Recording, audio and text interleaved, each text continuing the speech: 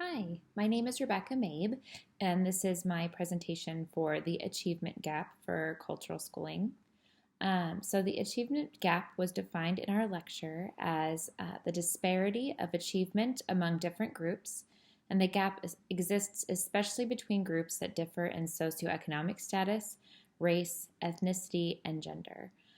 So what this really is discussing is why some students perform other students in relation to their race or gender or socioeconomic status. And one of the things or practices that is often used in schooling is tracking. A great example of this is they track your academic performance through junior high or the first couple of years of high school. And then if your grades are at a certain level, then they can track you into a higher expectations type classroom, such as an AP class. It's a pretty common practice in my local community. The problem with this tracking is that it raises expectations for some students, but keeps expectations at a median level or low for others.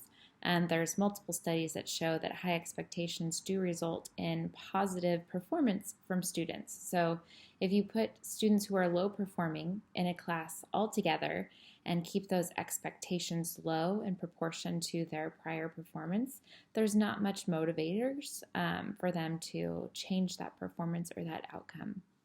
So my proposal is to discontinue the use of that.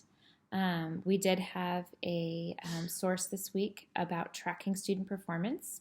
According to Burris and Wellner, the negative achievement effects of such classes fall disproportionately on minority students, since, as noted above, African American and Hispanic students are overly represented in low track classes and underrepresented in high track classes, even after controlling for prior measured achievements. Providing students with opportunities and high expectations is essential for student success. So what you see when you look at those higher expectation or high performing classrooms is a lack of minority representation.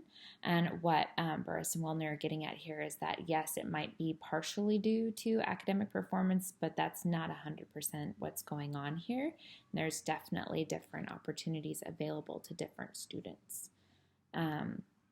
So in my personal community, there's definitely, just like everywhere else, situations in which the media or even local educators that I've spoken with have cited that there are some achievement gaps.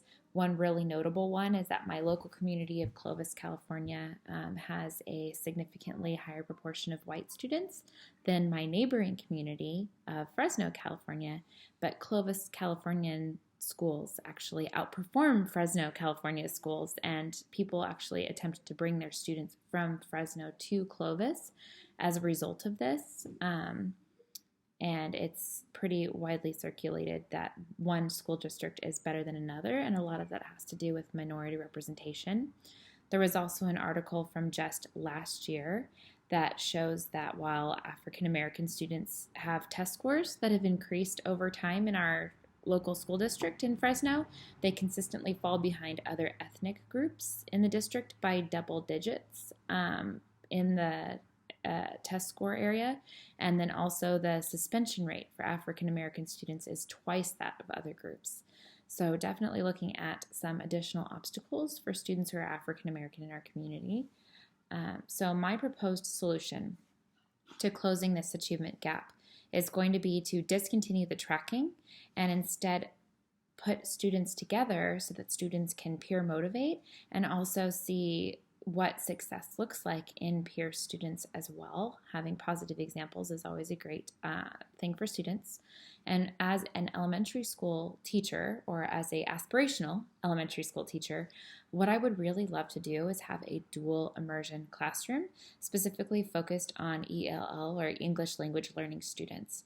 So what I love about dual immersion is that you have challenge for both your English language learning students and your native English speaking students, because your students who speak English get exposure to another language, another culture. They have this high expectation of being able to function in a classroom with two different languages.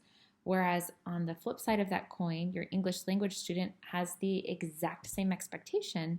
They have exposure to English when it may not be the primary language spoken at home. And they also have the exposure to peer students that they might not see in their local community and the high expectations. It's really a win-win situation for students. The challenge for that is having educated teachers who are willing to take on the challenge of instructing in that kind of environment. I've seen this done successfully with teen teachers before, and I also feel as a teacher in a community that does have a significant minority population here in Clovis, California, that's going to be Hispanic and Laotian.